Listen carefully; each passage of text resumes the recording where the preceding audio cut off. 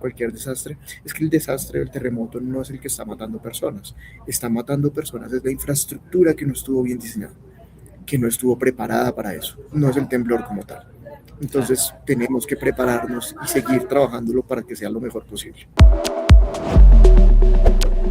Un saludo muy especial para nuestros seguidores de Kiniki en todas nuestras redes sociales. Uno de los hechos que más ha afectado y ha marcado al país, sin duda, es el terremoto del pasado 10 de agosto, que afectó gran parte del territorio, 15 departamentos, pero entre ellos tres importantes que son el de Chocó, Valle del Cauca y el de Risaralda. Y después de ya una semana o de más de 10 días de este lamentable hecho, pues hay que seguir adelante y hay que pensar en el futuro, y ese futuro está enfocado en el tema de la reconstrucción de las zonas más afectadas por el terremoto. Por eso, mi invitado el día de hoy es el arquitecto, ¿cierto? Giancarlo Ocampo, quien es magíster en diseño urbano en la Universidad Bauhaus en Alemania y también es arquitecto egresado de la Universidad de La Salle. Entonces le doy la bienvenida. Giancarlo, muchas gracias por atender a Kiniki. Muchísimas gracias a ustedes por la invitación. Bueno, arranquemos. ¿Por dónde se empieza realmente la reconstrucción de un país después de un terremoto? Claro, no, la situación y la emergencia que se planteó la semana pasada fue bastante devastadora para diferentes regiones y creo que es clave tener en cuenta tres principales pasos. El primero es esta atención primaria en donde las poblaciones y las ciudades que fueron mayor afectadas por el terremoto comiencen a tener esta atención. Sé que la semana pasada estuvieron todas estas labores de búsqueda para poder salvaguardar y poder tener las menores víctimas, pero ahora los siguientes pasos tienen que ver mucho más en cómo podemos nosotros comenzar a recuperar estas regiones. Ese primer paso dentro de la primera parte va a ser hacer una evaluación de las infraestructuras, de cómo se encuentran actualmente las edificaciones estructuralmente, cómo se encuentra la infraestructura también de carreteras, de equipamientos, poder hacer ese diagnóstico, que es un diagnóstico pues también que tiene que ser rápido, porque puede existir también riesgos a las personas si no lo hacemos, si las personas siguen habitando o conviviendo con diferentes inmuebles en riesgo. Entonces va a ser todo esta parte de diagnóstico, de evaluación, de patologías, de revisión también de los gastos y de los potenciales costos que esta recuperación va a tener. El segundo paso ya tiene que ver mucho más con un plan de diseño de gestión del riesgo. Y esto debemos de hacerlo en dos partes. La primera, el país debe de entender también existe un concepto que se llama diseño con riesgo y resiliencia, en donde se plantea un país una infraestructura que pueda estar preparada para potenciales y posibles riesgos en el futuro. Entonces tenemos que comenzar a diseñar esta nueva infraestructura que está diagnosticada como riesgosa, o también la infraestructura nueva que planeemos, que esté totalmente pensada para evitar potenciales riesgos, potenciales problemas que se encuentren en la ciudad. Y luego, que ya es un tema mucho más complejo, que es la tercera parte, es esa reconstrucción. Entonces, en la reconstrucción debemos de ser muy cautelosos de no solamente invertir por invertir, comenzar a transformar la infraestructura y adecuarla simplemente por la emergencia o por la novedad, sino está pensando en ese futuro, en lo que necesita nuestra población también del mañana, y en esa reconstrucción que es bastante larga. Escuché que el gobierno nacional la estimó en 30 billones de pesos. Entonces, pues esta reconstrucción tiene que estar pensada no solamente en recuperar los inmuebles o los equipamientos que fallaron, sino también en ese futuro de sociedades que también nos estemos imaginando. En esta idea de la planeación del futuro, es clave poder planear infraestructuras pensadas en cambio climático, pensadas en resiliencia, pensadas en que estos desastres no vuelvan a pasar. Esa reconstrucción debe darse desde la creación de una nueva ciudad, es decir, esta reconstrucción debe crear una nueva ciudad o a partir de lo que se derrumbó, construir lo que se pueda construir. Exactamente, como mencionas en tu segundo comentario, la idea no es desechar lo anterior. Primero porque es que esto no es una situación solamente de infraestructura. Hay comunidades, hay sociedades, hay culturas que están detrás que son las víctimas reales de toda la emergencia.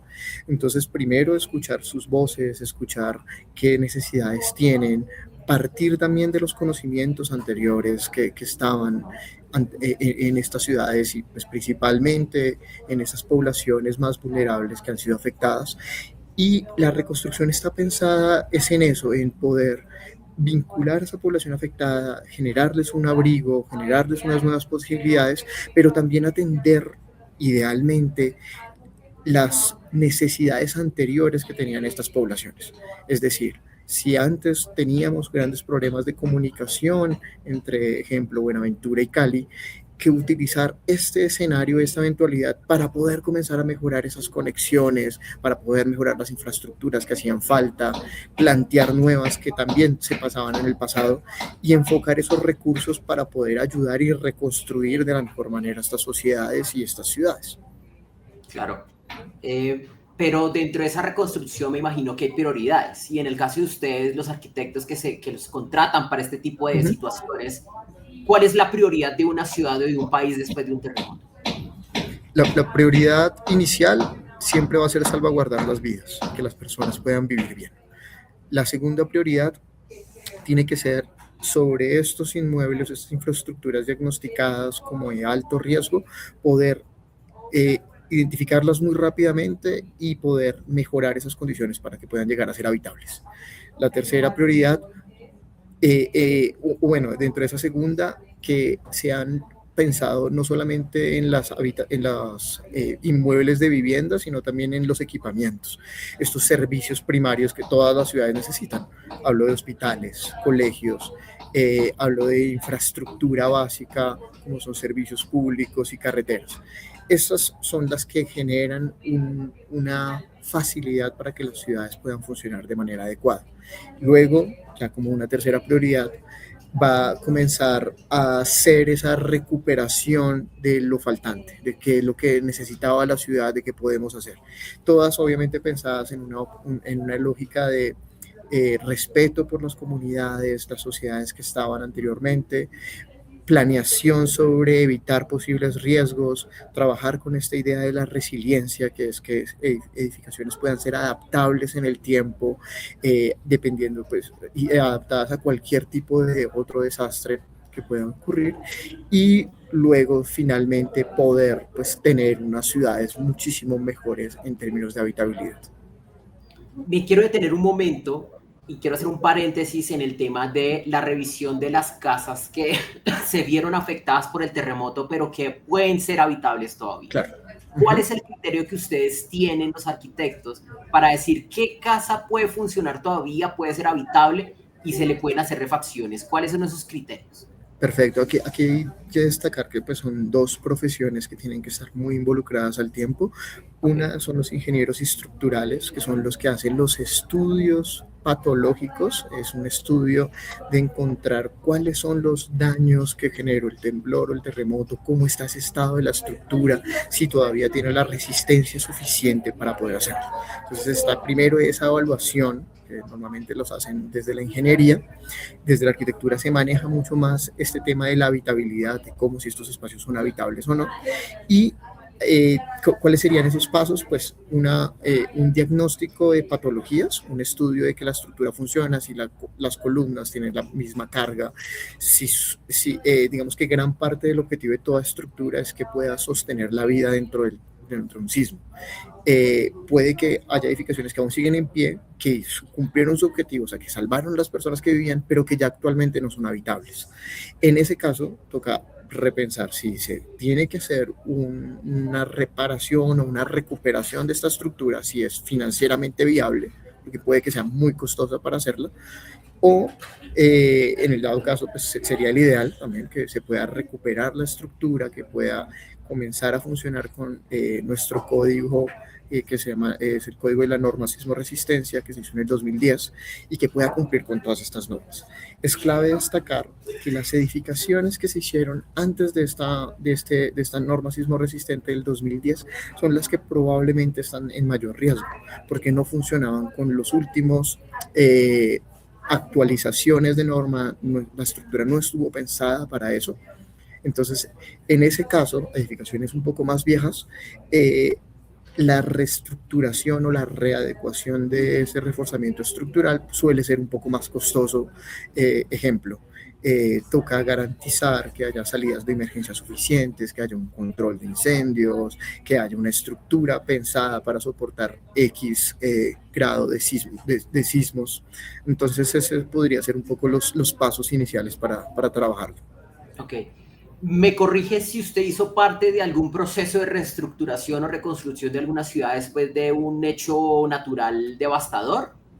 No necesariamente, no puntualmente. Donde trabajo en mi empresa, sí. Okay. Ellos han ido trabajando durante estos controles de diferentes países en riesgos, por ejemplo, en todo lo que ha pasado con el fenómeno del Niño en Perú, o las reestructuraciones en diferentes islas del Caribe, en diferentes sismos, y pues digamos que he estado muy rodeado de cómo se ha ido desarrollando estos procesos. En el caso puntual ahorita en Colombia estamos desde la empresa generando ese primer acercamiento, le llamamos una primera fuerza de campo, donde nuestros especialistas pues van a trabajar de forma voluntaria en poder evaluar estas edificaciones de primera mano en el Chocó, y pues estamos buscando también fondos para poder hacer donaciones desde la parte de primeros auxilios, pero también desde las partes técnicas para poder mejorar esas condiciones. Claro, ¿los 30 billones de pesos son suficientes para reconstruir parte de un territorio afectado por un terremoto?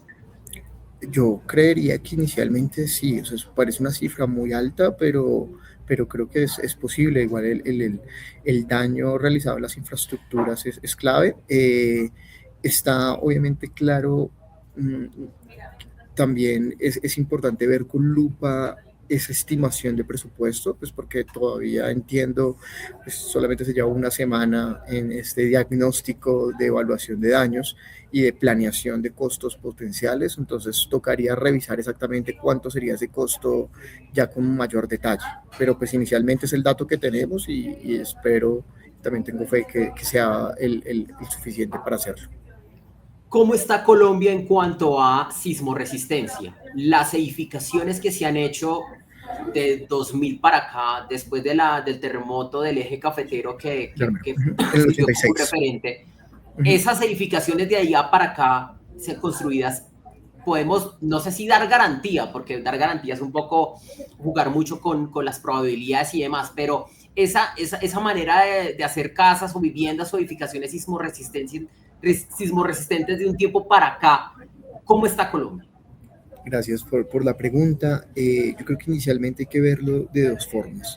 La primera es esta ciudad formal, esas construcciones que se han hecho de forma con estudios que han sido completamente legales, que han pasado un proceso de aplicación de normas, de curaduría, que ha tenido diferentes profesionales que han trabajado sobre esto. Y yo siento que puedo conocer que la ingeniería en Colombia es buena. O sea, los proyectos de ingeniería están pensados de manera adecuada, y que nuestras normas sismo resistentes, que han sido actualizadas desde, como bien dices, desde Armero, que fue nuestro primer código de sismo resistencia, pero después han ido evolucionando.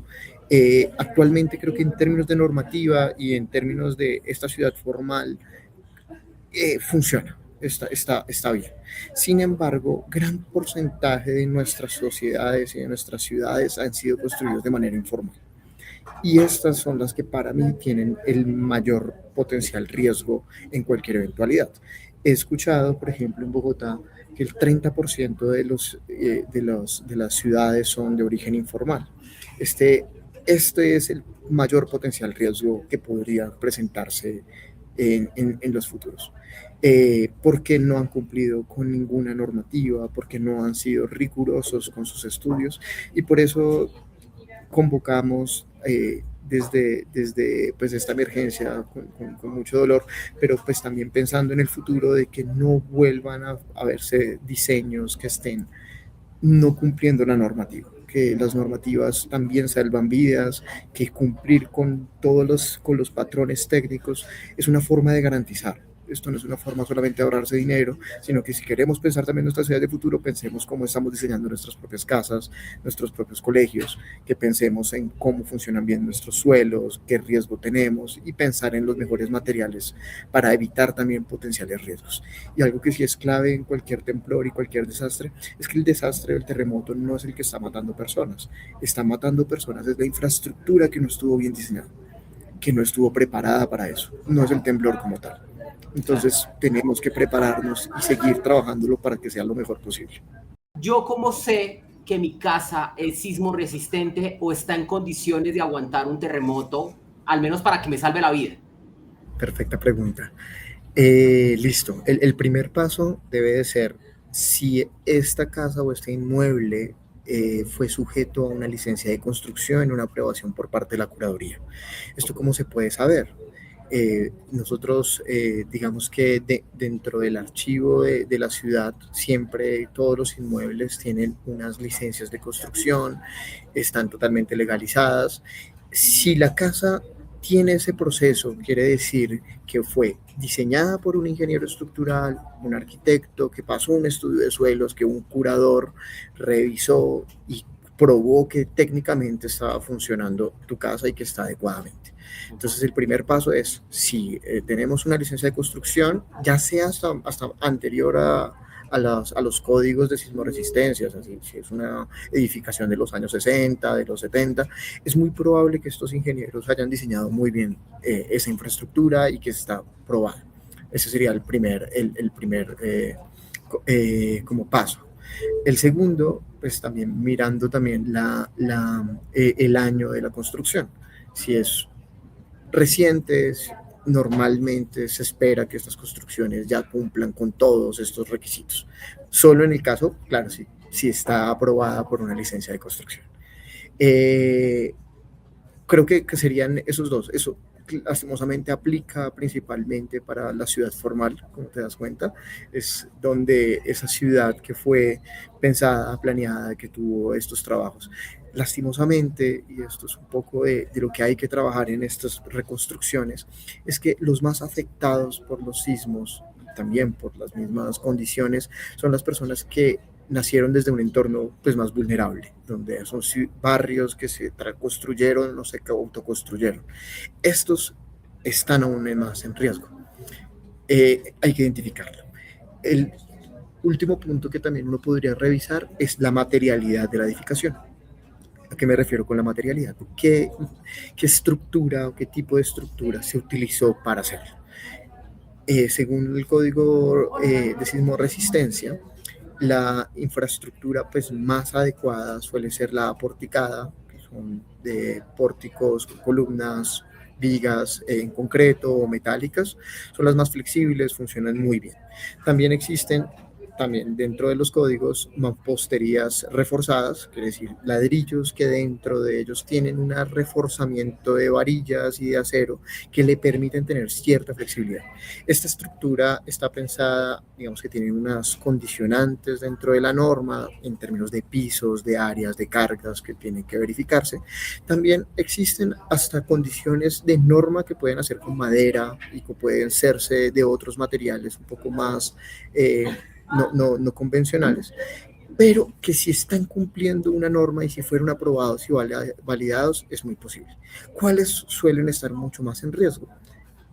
Inmuebles que fueron construidos fuera de este proceso más técnico, inmuebles que fueron construidos con bloques sin reforzamiento, estos muros de ladrillo que fueron simplemente que son bloques que pueden mantenerse en la estructura y se mantienen en pie, sin embargo no están pensados para aguantar las fuerzas de un sismo y de cualquier otro tipo de desastre.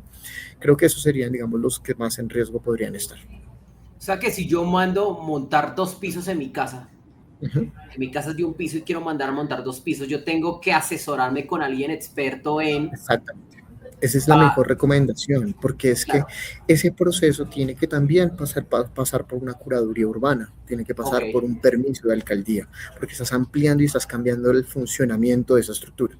Y este caso es muy bueno porque puede que la casa existente que tengas sí tenga una licencia, pero tiene una licencia para un piso, no para tres. En ese caso, esa casa de un piso aguantaría en su momento, pero le triplicaste el peso, le cambiaste las condiciones de la estructura, ya no funciona de manera adecuada, ya no puede moverse. Entonces, por eso estos procesos son claves, procesos de hacer los estudios, de trabajar con las formas más técnicas. Puede que parezcan inicialmente un poco más costosos, pero al final son los que salvan las vidas, son los que pueden garantizar que los inmuebles en nuestras ciudades funcionen de la mejor manera.